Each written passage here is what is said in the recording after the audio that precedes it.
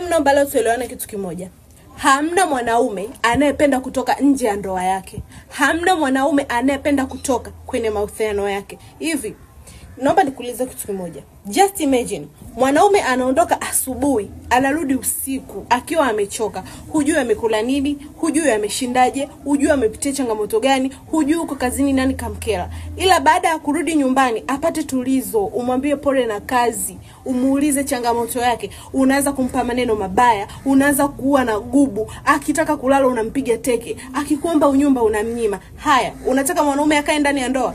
Alafu akitoka nje anakutana na mwanamke ambaye anampenda, anampa tendo la ndoa, anamheshimu, anamsikiliza. Unataka aendelee kukupenda wewe mwenye gubu? Amwache mwanamke anayemsikiliza? Mwanaume ni kiumbe ambaye anapenda kuheshimiwa, anapenda kusikilizwa, na anapenda kudekezwa kama mtoto. Wanaume wanapitia changamoto nyingi sana.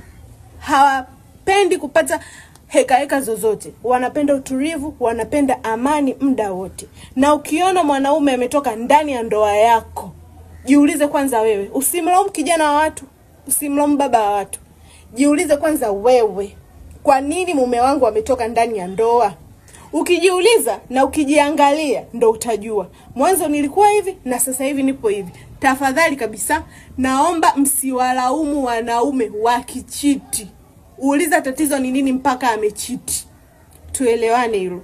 Mheshimu mwanaume, mpende, msikilize, na yeye atakupenda.